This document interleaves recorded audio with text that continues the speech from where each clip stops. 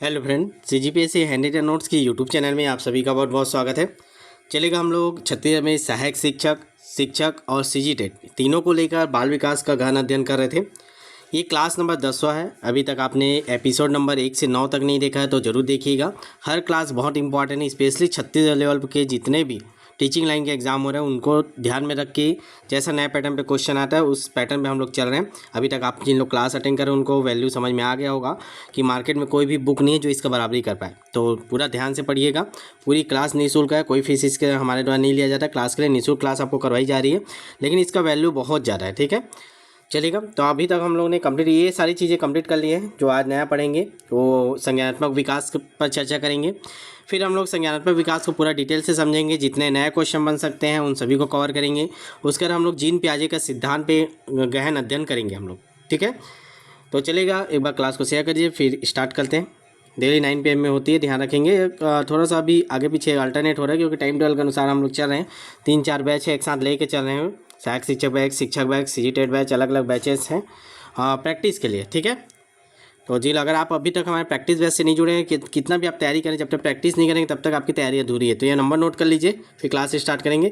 75 83 86 44 61 ये हमारा WhatsApp number है। 75 83 86 44 61 व्हाट्सअप मैसेज कर दीजिएगा, हमसे जुड़ी जाइएगा और चैनल को सब्सक्राइब करके रखिएगा ताकि जो भी अपलोड हो आप लोग को मिल जाए। चलेगा, तो ये सारी चीज़ हम वृद्धि विकास पे पूरा डिटेल में चर्चा कर लिए हैं। मानव विकास की तीनों अवस्थाओं पर हम लोग ने चर्चा किया कि बाल्यावस्था हो गया, शैशवावस्था हो गया, बाल्यावस्था हो गया, किशोरावस्था। आज हम लोग अब आगे बढ़ें। आज हमारा टॉपिक क्या रहेगा? संज्ञानात्मक विकास। तो देखिए इस इकाई में हम लोग क्या क्या पढ़ेंगे, पूरे डिटेल्स हम लोग एकदम फॉर्मेट में बनाए ताकि इससे बाहर कुछ मत जाए, आपको बोलना नहीं पड़ेगा फिर दोबारा कि बाहर से प्रश्न आते हैं करके। पूरी कोशिश है कि 36 लेवल पे जैसे क्वेश्चन आते हैं उसी आधार पर हम लोग थ्योरी को कंप्लीट करें। इस अध्याय में हम यह देखने का प्रयास करेंगे कि अधिगमकर्ता की संज्ञानात्मक विकास की प्रकृति, उपाय, संज्ञानात्मक क्षमता कौन कौन सी है। क्या क्या देखेंगे हम? संज्ञानात्मक विकास की प्रकृति कैसी होती है, उसके उपाय क्या क्या है, क्षमता कौन कौन सी है।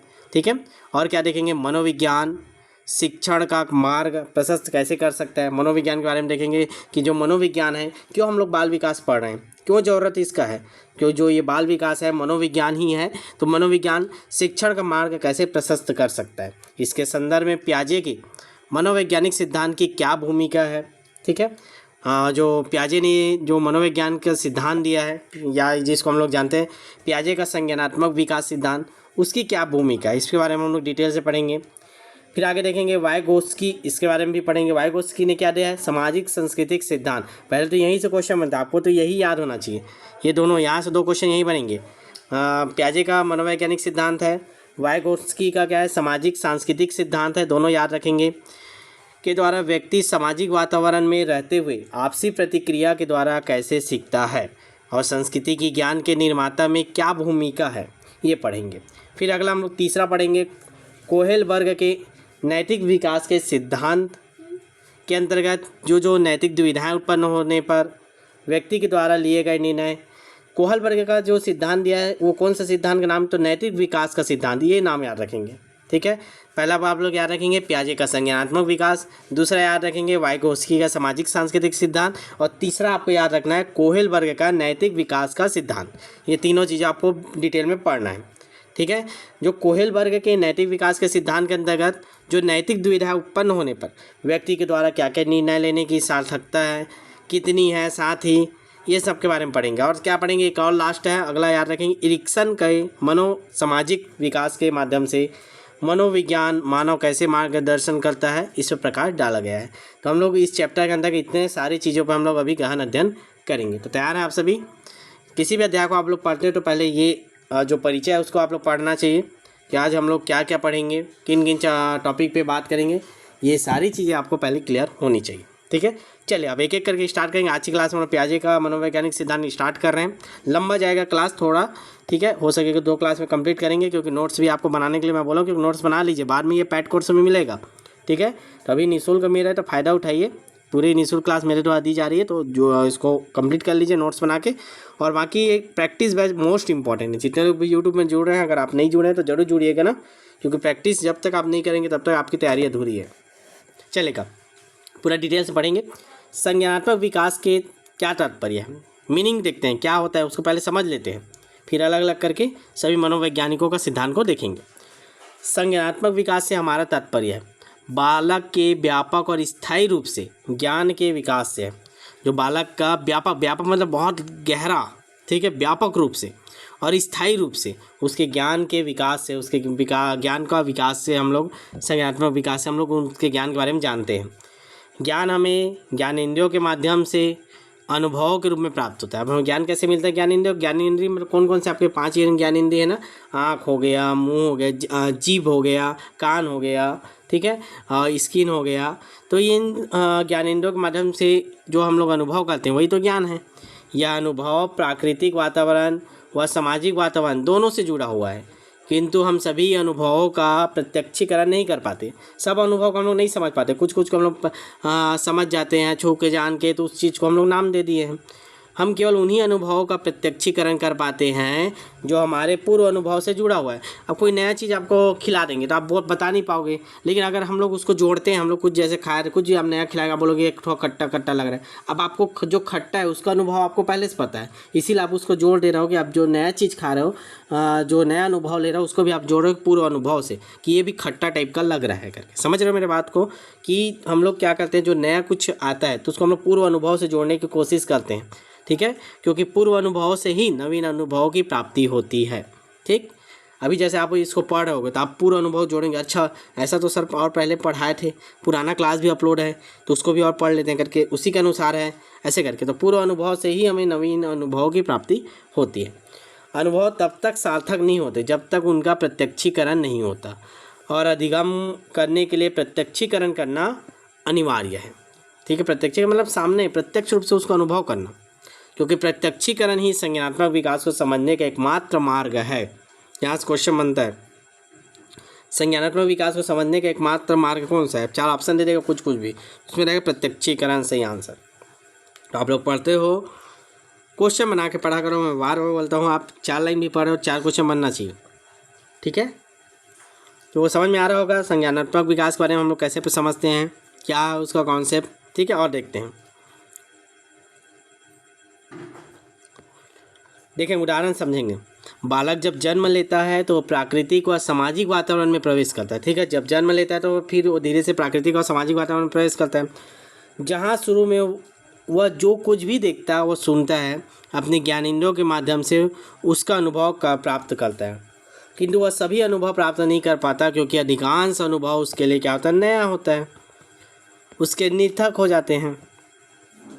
जैसे जैसे वह अवस्था के आधार पर वृद्धि करते जाता है, उसकी प्रत्यक्षीकरण की क्षमता भी विकसित होती जाती है। और हम लोग बताएं ना, आप जिस भी अनुभव को प्रत्यक्षीकरण करेंगे वही आपके संज्ञानात्मक विकास में आगे काम आएगा। इस समय जो अनुभव हमें निर्थक लगते हैं वह बार बार हमारे मस्तिष्क में स्नायु तंत्र को स्पर्श करते रहते हैं और सामाजिक व भौतिक वातावरण से जुड़े ऐसे पृष्ठभूमि का निर्माण करते हैं जहां उन्हें सभी निर्थक वस्तुओं व अवधारणाओं के अनुभव का प्रत्यक्षीकरण होने लगता है। कोई ज़्यादा चीज़ें नहीं है, यहाँ पे थोड़ा सा आपको घुमाया गया है, इसको स्किप कर दीजिएगा दिमाग से। बस वही याद रखिएगा, हम जो नया कोई भी अनुभव लेते हैं तो हम उसको पूर्व अनुभव से जोड़ के ही उसको समझ पाते हैं। यहीं से बालक में संज्ञानात्मक विकास प्रारंभ होने लगता है। संज्ञानात्मक विकास 18 वर्ष की आयु तक बहुत तेज़ी से होता है, तो ये चीज़ याद रखेंगे। यहाँ पे फिर से क्वेश्चन बनेगा, संज्ञानात्मक विकास 18 वर्ष की आयु तक बहुत तेज़ी से होता है, क्योंकि मनुष्य इस अवधि में बहुत से नए तथ्यों को, विषयों को, वस्तुओं से ज्ञान प्राप्त करता है। तो इतनी सारी चीज़ें हैं संज्ञानात्मक विकास के बारे में सामान्य जानकारी। नोट्स बनाएंगे, इससे भी बहुत सारे क्वेश्चन आपको घुमा बनेंगे। अब जब हम लोग इसको प्रैक्टिस करेंगे ना अपने बैच में, तो क्वेश्चन आप जब आपके सामने आएगा तब मज़ा आएगा, ठीक है।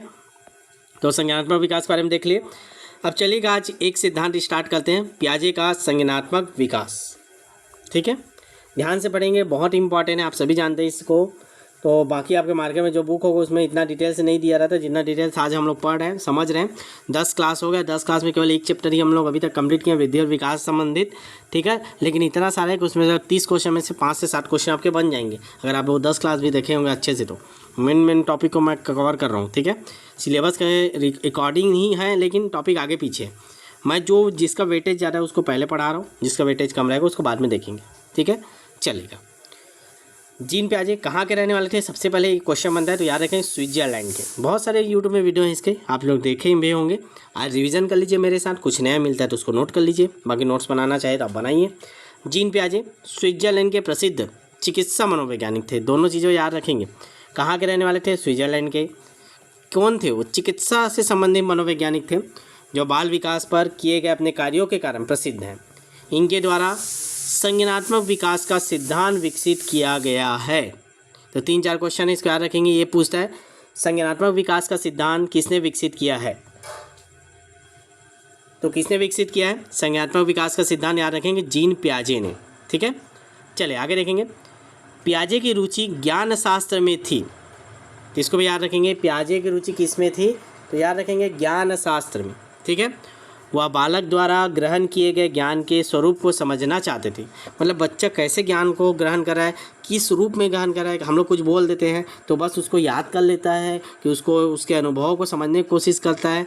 मतलब वो चाहता था कि जो बच्चा जो ज्ञान को ग्रहण कर रहा है वो किस स्वरूप में ग्रहण करना चाह रहा है, इसलिए वो उसमें रुचि थी। ठीक है, इसीलिए उन्होंने रुचि ज्ञान शास्त्र, उनकी रुचि किसमें? ज्ञान शास्त्र में थी। ठीक है, जिसका सबसे अच्छा माध्यम उन्होंने बालक के विकास का अध्ययन करना माना। उसने फिर सोचा कि अगर मेरे को समझना है कि जो बालक है वो ज्ञान को किस स्वरूप में ग्रहण करता है तो मैं पहले बालक के विकास का पूरा अध्ययन कर लेता हूँ। ये सोच के उन्होंने संज्ञानात्मक विकास का सिद्धांत दिया आगे। जीन पियाजे ने अपने इस सिद्धांत के माध्यम से बालक के अंदर चलने वाली संज्ञानात्मक प्रक्रियाओं के विकास को समझाया है। उसके अंदर कैसे कैसे संज्ञानात्मक विकास होता है इसको एक एक स्टेप बाय स्टेप उसने समझाया है। इसके लिए उन्होंने स्वयं अपने बच्चे के ही संज्ञान के विकास का अध्ययन करना प्रारंभ किया। अब भाई उसको एक बच्चा चाहिए था, उस बच्चा पर वो प्रैक्टिकल करता कि बच्चा का विकास कैसे हो रहा है। अब कहाँ से बच्चा पाए हो? तो क्या किया, अपना ही बच्चे को पढ़ने लगा, उसका अध्ययन किया कि वो कैसे कैसे किसी वस्तु को पकड़ रहा है, कैसे किसी वस्तु को खा रहा है। ठीक है, तो ऐसे करके उन्होंने अपने ही बच्चे पे जितना प्रैक्टिकल है अध्ययन है संज्ञान के बारे में वो अपने बच्चे पे किया। इसको याद रखेंगे, स्वयं के बच्चे पे पूछता है। ये भी क्वेश्चन आगे बन सकता है, नया क्वेश्चन नहीं बना तो। जीन पियाजे ने संज्ञानात्मक विकास के सिद्धांत का अध्ययन किस पर किया? तो अपने ही स्वयं के बच्चे पे। ठीक है, तथा निष्कर्ष निकाला कि संज्ञान एक विकासशील मानसिक प्रक्रिया है जिसका विकास बालक के भीतर धीरे धीरे होता है। वे मानते थे कि छोटे और बड़े बच्चों की सोच के बीच गुणात्मक और मात्रात्मक दोनों में अंतर पाया जाता है। वो मानते हैं, ये चीज़ को ध्यान रखिए, इसको भी कूट में पूछा जाता है। ठीक है, जीन पियाजे के संज्ञानात्मक विकास सिद्धांत के अनुसार कौन सा कथन सत्य है? तो इसमें दिया रहेगा इनके अनुसार छोटे व बड़े बच्चों के सोच के बीच गुणात्मक और मात्रात्मक दोनों अंतर पाया जाता है, केवल गुणात्मक अंतर पाया जाता है, केवल मात्रात्मक अंतर पाया जाता है। ऐसे करके अलग अलग कूट में आपके क्वेश्चन रहते हैं जिसको आप लोग बोलते हो। तो ये नया क्वेश्चन हमारे बुक में तो दिया ही नहीं, क्योंकि आप मार्केट जो बुक है प्रबोध अरिहंत ये सब बुक आप पढ़ते हो उसमें क्या रहता है, डायरेक्ट क्वेश्चनों को दे दिया है। तो जो पुराने आए हुए हैं नया क्वेश्चन टाइप का दिया नहीं रहता। ठीक है, स्पष्ट है कि पियाजे के सिद्धांत में संज्ञानात्मक विकास के अंतर्गत ज्ञान और उसके ग्रहण करने की समान प्रक्रियाओं का अध्ययन करना शामिल है। तो जब हम लोग डिटेल से देख रहे हैं संज्ञानात्मक विकास के सिद्धांत, तो हम लोग देखेंगे कि उसने ज्ञान और उसे ग्रहण करने की जो प्रक्रियाएं होती हैं उसका अध्ययन पूरा उन्होंने किया है। ठीक है, चले आगे बढ़ेंगे। समझ में आ रहा है ना? समझ में आ रहा होगा ना? तो चैनल को सब्सक्राइब जरूर करिएगा। ठीक है, और बेल आइकन भी प्रेस कर लीजिए ताकि जो भी क्लास मैं अपलोड करूँ आप लोगों को नोटिफिकेशन मिल जाए। ठीक, चलेगा। जीन पियाजे के कथनानुसार, अब वो देखिए मैं आपको बोला था कि कथन वाले जितने क्वेश्चन आएंगे उसको अच्छे से याद कर लीजिएगा। ठीक है, चलिए क्या कथन बोला जीन पियाजे ने? बालक के संज्ञानात्मक विकास का संबंध जैविक परिपक्वता से होता है। जैविक परिपक्वता मतलब क्या? जैसे जैसे बालक की अवस्थाएँ बढ़ती जाती है उसमें अवस्था के आधार पर अनुभव के प्रत्यक्षीकरण करने की क्षमता बढ़ता है। परिपक्वता मैच्योरिटी से हमारा तात्पर्य है कि हमारा तंत्रिका तंत्र, विशेषकर हमारा मस्तिष्क, तंत्रिका तंत्र मतलब मस्तिष्क, किसी भी चीज़ को देखने, सुनने, समझने की दृष्टि में सक्षम है। हम लोग बोलते हैं ना कि ये बच्चा परिपक्व होते जा रहा है, मैच्योरिटी आ रही है। तो मैच्योरिटी परिपक्वता मतलब क्या होता है कि हमारा जो मस्तिष्क है, हमारा जो दिमाग जिसको बोलते हैं, ठीक है, वो किसी भी चीज़ को सुनने लगता है, समझने लगता है, ठीक है, और अपने अवधारणा बनाने लगता है। तो ये हम लोग बोलते हैं कि उसमें मैच्योरिटी परिपक्वता आ रही है। ठीक है, चलिए गलत। जीन पियाजे ने अवधारणा को समझेंगे, उन्होंने क्या अवधारणा दिया। जीन पियाजे ने संज्ञानात्मक विकास के दौरान होने वाली प्रक्रियाओं को बेहतर ढंग से समझने के लिए कुछ महत्वपूर्ण अवधारणाओं पे चर्चा की है। वो चर्चा को हम लोग समझेंगे, उन्हीं चर्चाओं से क्वेश्चन आते हैं बहुत सारे। ठीक है, अब हम लोग ने ये तो जान लिया कि संज्ञानात्मक विकास किसने दिया, जीन पियाजे ने दिया है, कहाँ स्विट्जरलैंड के रहने वाले थे। लेकिन वो क्या क्या दिया है, उसके अंतर्गत हमको क्या क्या चीज़ें हैं जो आपके एग्जाम के लिए इंपॉर्टेंट है। छत्तीसगढ़ एग्जाम के लिए इंपॉर्टेंट है, छत्तीस लेवल पे जो शिक्षक भर्ती, सहायक शिक्षक भर्ती, सीजी टेट होता है, उसके लिए इंपॉर्टेंट है। तो छोटे छोटे टॉपिक है, उसको कवर करते हैं। चलिए सबसे पहले हम लोग 5 चीज़ों को आज समझेंगे, बहुत इंपॉर्टेंट है। जिन लोग डेट बेट किए होंगे वो इसको पढ़े होंगे। डेट बेट के बुक में भी आपको ये सारी चीज़ें जो हम लोग पढ़ रहे हैं ये देखने को मिलेगा। लेकिन वहाँ पर थोड़ा जो उनका जो लैंग्वेज है वो अलग हो जाता है ना, कंपटीशन के भाव से वो बुक नहीं लिखा रहता, तो थोड़ा सा उसको पढ़ने में कठिनाई जाता है, क्योंकि उन सब से छाँट के हम लोग ये सारी चीज़ें बनाए रहते हैं। ठीक है, फिल्टर करके। ठीक, तो देखेंगे स्कीमा के बारे में आज हम लोग समझेंगे। स्कीमा क्या है, अनुकूलन एडॉप्टेशन के बारे में पढ़ेंगे, आत्मीकरण एसिमिलेशन के बारे में पढ़ेंगे, समायोजन के बारे में देखेंगे, एकोमोडेशन संतुलन के बारे में देखेंगे। ठीक है, तो ये 5 चीज़ें बहुत इंपॉर्टेंट है। ये 5 चीज़ों पे आपको जो कॉन्सेप्ट है एकदम क्लियर होना चाहिए, तभी आपके क्वेश्चन बनेंगे। अभी कंटिन्यू मैं 2 से 3 दिन मैं क्लास ले रहा हूँ। इस सप्ताह का टाइम टेबल नहीं जारी किया था, क्योंकि क्लास लेना मेरा टारगेट था, क्योंकि थोड़ा सा कंप्लीट कर लेते हैं इसको, क्योंकि बाल विकास। ठीक है, कवर करेंगे, कंटिन्यू क्लास होगा गुरुवार, शुक्रवार, शनिवार। ठीक है, गुरुवार को आज क्लास हो रही है, शुक्रवार शनिवार कवर करेंगे। ठीक है, चलिए स्कीमा, अनुकूलन, आत्मीकरण, समायोजन, संतुलन। चलिए अब एक एक करके समझते हैं, पूरा डिटेल समझेंगे, आराम से बने रहिएगा। चलिए स्कीमा को पढ़ते हैं। सबसे पहले आज हम लोग कंप्लीट करेंगे, स्कीमा के बारे में समझते हैं। स्कीमा मानसिक और शारीरिक क्रियाओं को, जो मानसिक क्रिया होती है और शारीरिक क्रियाओं को समझने व जानने की प्रक्रिया है। तो एक पॉइंट यहीं से बनेगा। स्कीमा के बारे में निम्न कथन सही है या गलत करके कूट वाले क्वेश्चन आपके बनेंगे। उसमें पहला पॉइंट आपका ये दिखेगा कि स्कीमा मानसिक और शारीरिक क्रियाओं को समझने व जानने की प्रक्रिया है। जब हम किसी विषय के बारे में अपनी सोच, विचार, समझ में परिवर्तन करते हैं, हम लोग कोई भी विषय हो गया या कोई वस्तु हो गया, उसको हम लोग देखते हैं, फिर सोचते हैं अच्छा ये ऐसा ऐसा। जब हम लोग सोच, विचार, समझ में परिवर्तन करते हैं तो हमारा स्कीमा भी परिवर्तित होता है। स्कीमा क्या है, एक गतिशील अवधारणा जो बार बार चेंज होते रहते हैं। ठीक है, जो सीखने के नवीन अवसर, नवीन अनुभव के माध्यम से बनती है। हम किसी चीज़ को देखते हैं तो उसके बारे में कुछ नया सोचते हैं, नया अनुभव लेते हैं। ठीक है, तो गतिशील हो रहा है हम लोग जो सोचें, इसीलिए उसको गतिशील अवधारणा भी बोल दिए। और उसी के आधार पर हमारे नए नए स्कीमा बनते जा रहा है। अच्छा पहले हम लोग बिल्ली देखा, अच्छा बिल्ली काली है, अच्छा बिल्ली का पूँछ भी है, तो उसमें जोड़ते गए कि बिल्ली के बारे में हम लोग पहला अवधारणा तो बिल्ली काली होती है। ठीक है, फिर हम लोग ने देख लिया बिल्ली सफ़ेद भी है, तो हम लोग बोला अच्छा हम लोग पढ़ा था बिल्ली काली है, सफ़ेद भी है। तो और स्कीमा बनते जा रहे हैं उस बिल्ली के बारे में, कितने सारे स्कीमा बना है। पहले देखे काली है, फिर देखे सफ़ेद भी है, उसका पूँछ भी है, तो ऐसे उसके बारे में नए नए स्कीमा बदल रहा है। ठीक है, तो ऐसे करके हम लोग और समझेंगे अभी डिटेल में इसको, और क्या क्वेश्चन बनते हैं उसको भी देखेंगे। उनमें नई नई चीज़ें जुड़ती रहती है। अभी मैं आपको बताया जैसे बिल्ली को उदाहरण, नए नए चीज़ें जुड़ रहे हैं ना बिल्ली के बारे में, अर्थात हमारे पूर्व ज्ञान के आधार पर हम नवीन ज्ञान को सीखते हैं। ठीक है, तो ये सारी चीज़ें स्कीमा के अंदर का ध्यान रखते जाइएगा। क्वेश्चन जब बनाएंगे तब मज़ा ही आ जाएगा आपको। NCF मोस्ट इंपॉर्टेंट टॉपिक, इसको अलग से भी हम लोग पढ़ेंगे, आप लोग बोलेंगे तो ला देंगे क्लास। NCF 2005 में भी यह कहा गया है कि बालक को कुछ नया सीखने से पहले उसके पूर्व ज्ञान को सक्रिय बनाना आवश्यक है। बच्चा का कुछ नया सीखना चाह रहा है तो उसके पूर्व ज्ञान को पहले टटोलो, इसीलिए आपको बोला जाता है आप जब क्लास में जाएंगे तो बच्चों को जो भी पढ़ाना है पहले उसके पूर्व ज्ञान को आप निकलवाओ उससे, या उसको और रिवीजन करो अपूर्व ज्ञान को, उसके बाद आप कुछ नया सिखाओ। ये चीज़ें आपको अपने क्लास में आप चयन होकर जाएंगे वहाँ पे भी आपको करना पड़ेगा, ताकि बालक किसी नई अवधारणा को सीखने के लिए मानसिक रूप से तैयार हो सके। ठीक है, इस चीज़ को बार बार बोल रहा हूँ, ध्यान रखेंगे इसको। ठीक है, आप जहाँ भी स्कूल में जाएंगे ये सारी चीज़ें मैं जो पढ़ा रहा हूँ उसको आप ध्यान में रख के बच्चों को पढ़ाएंगे। आप कोई भी नया टॉपिक पढ़ाने से पहले उसको पूरे ज्ञान को सक्रिय बनाइए, उनसे क्वेश्चन पूछिए, उनको बताइए। अगर पूरा ज्ञान सक्रिय हो जाए तब वो नया ज्ञान सीख पाएगा, नया स्कीमा बनाएगा उसके बारे में। ठीक है, तो ये सारी चीज़ें हम लोग जो इतना सारी चीज़ें समझे, ये सारी चीज़ें आते हैं स्कीमा के अंतर्गत। ठीक है, समझ में आ गया होगा आपको, जब क्वेश्चन करेंगे तब मज़ा आ जाएगा। चलेगा, दूसरा देखें अनुकूलन। चलेगा आगे देखते हैं। तो पहला टॉपिक हम लोग कंप्लीट कर लिया स्कीमा। अब दूसरा देखते हैं अनुकूलन। क्या होता है अनुकूलन? एडॉप्टेशन हम लोग बोलते हैं ना, उसका एडॉप्ट कर लीजिए, उसके अनुसार ढल जाइए, अपने आप को समायोजन कर लीजिए। ये टॉपिक याद रखिएगा। आपको किसी परिस्थिति के अनुसार बोलते हैं, वहाँ उस परिस्थिति के अनुसार, वातावरण के अनुसार आपको ढलना पड़ेगा, समायोजन होना पड़ेगा, बस वही चीज़ है और कुछ नहीं। बालक में वातावरण के साथ समायोजन करने की जन्मजात प्रवृत्ति होती है। बच्चा जैसे पैदा होता है वो वातावरण के साथ समायोजन करने लग जाता है, माता पिता के साथ रहने वाला सीख जाता है, ठीक है, भूख लगता है रोने लग जाता है, जैसा स्थिति परिस्थिति वैसा वो व्यवहार करने लग जाता है। बस यही चीज़ है अनुकूलन, जिसे अनुकूलन कहते हैं। बालक में वातावरण के साथ समायोजन करने की जन्मजात प्रवृत्ति होती है जिसे अनुकूलन कहते हैं। पियाजे के अनुसार अनुकूलन में 2 उप प्रक्रियाएँ होती हैं, ठीक है, इसको हम लोग आगे पढ़ेंगे। यहाँ क्वेश्चन बस इतना ही बनेगा, अनुकूलन में कितने उप प्रक्रियाएँ होती हैं, तो 2 होती हैं। अभी केवल संख्यात्मक जान के रखिए, जब और डिटेल पढ़ेंगे तो 2 कौन कौन से सब प्रक्रियाएँ हैं इसको भी हम लोग देखेंगे, ठीक है। अब चलिए दूसरा देखते हैं, आत्मीकरण, एसिमिलेशन, ठीक है, ये क्या है इसको समझते हैं।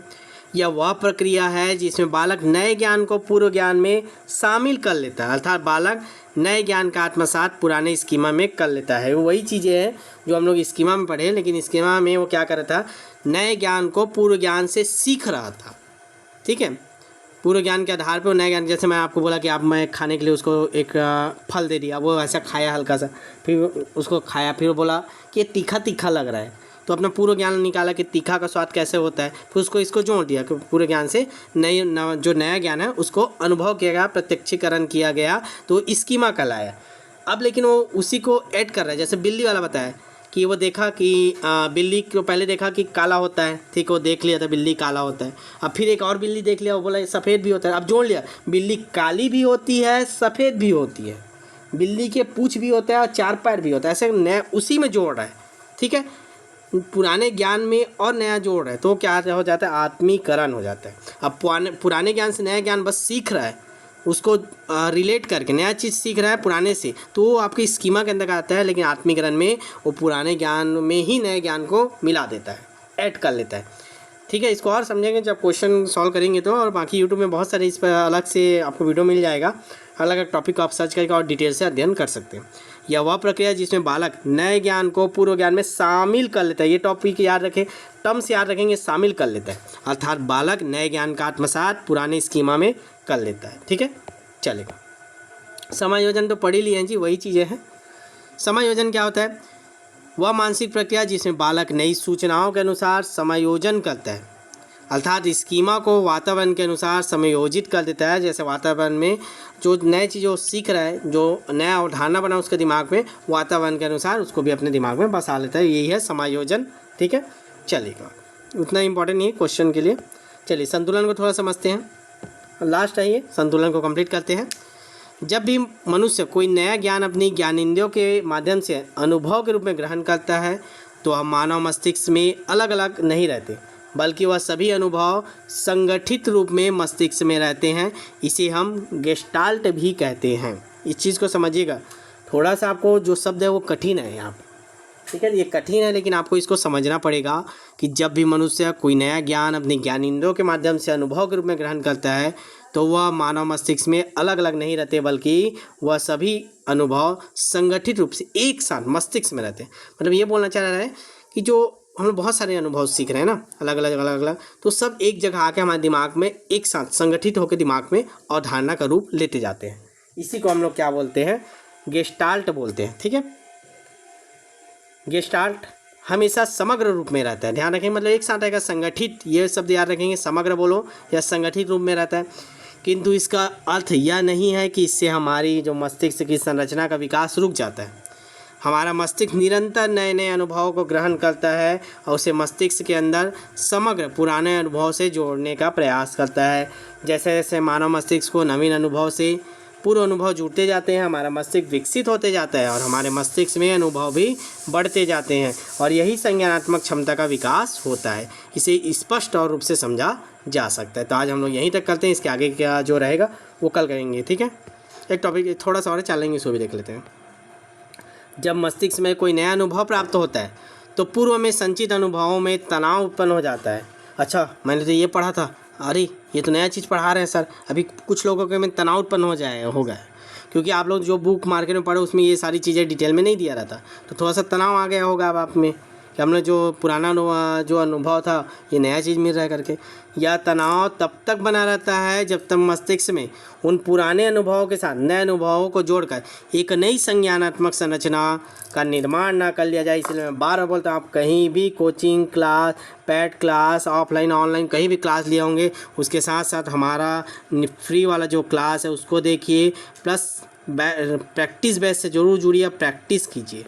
जब तक आप प्रैक्टिस नहीं करेंगे, इससे नहीं जोड़ेंगे, तब तक आपकी ये पढ़ाई कभी भी काम नहीं आएगा, आपको चैन नहीं हो पाए। जिन लोग कभी आपका सीजीटेट दिलाते होंगे 60 नंबर 65 नंबर में रुक जाते हो, आपको वही कारण है कि आप केवल इसी पे डिपेंड है। आप कभी भी प्रैक्टिस नहीं, आप खुद से पूछिए।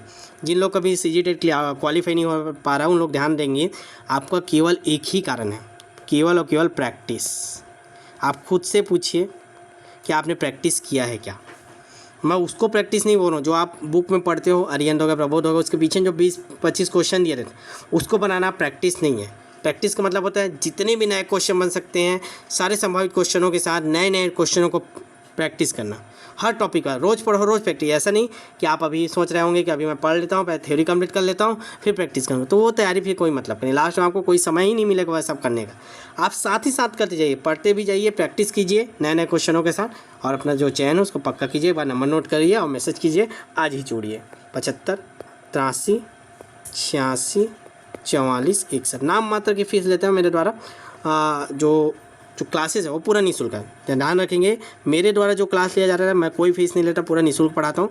जो हमारी टीम मेंबर है CGPSC हैंड रिटन नोट्स, उन लोग जो प्रैक्टिस कराते हैं उसमें जो टाइपिंग का खर्च आता है केवल और केवल टाइपिंग का, ठीक है। क्योंकि हम लोग का जो फीस की बात करेंगे, मैं यहाँ फीस की बात नहीं करता, लेकिन ऐसे एग्जाम्पल बता 699 रुपीज़ है। इसमें आपका कंप्लीट जब तक पेपर नहीं होगा तब तक के लिए, चाहे 1 साल लगे 2 साल लगे। जिन लोग 2023 के बाद जो पेपर हुआ तो उसके बाद से जुड़े, उनका आज भी बैच चल रहा है। पूरा टाइपिंग खर्च इतना ही में लिया गया, बाकी हम लोग अपने जेब से लगा देते हैं, ठीक है। 2023 से 2023, 24, 25 तीसरा साल चल रहा है उनका, और 1 रुपया भी दोबारा हम लोग उनसे फीस नहीं लेते हैं, ठीक है। इस सारी चीज़ों का ध्यान रखेंगे, समय वेस्ट मत कीजिए, आज ही जुड़िए। इसमें व्हाट्सअप मैसेज कर दीजिएगा। किसी भी की तैयारी कर रहे, चाहे सहायक शिक्षक सीजीटेट, तीनों का कोर्स कराया जा रहा है कंप्लीट, तो जरूर जुड़िए, प्रैक्टिस कीजिए। मिलते हैं नेक्स्ट वीडियो में, तब तक के लिए ऑल द बेस्ट। शेयर जरूर करें अपने व्हाट्सअप स्टेटस में।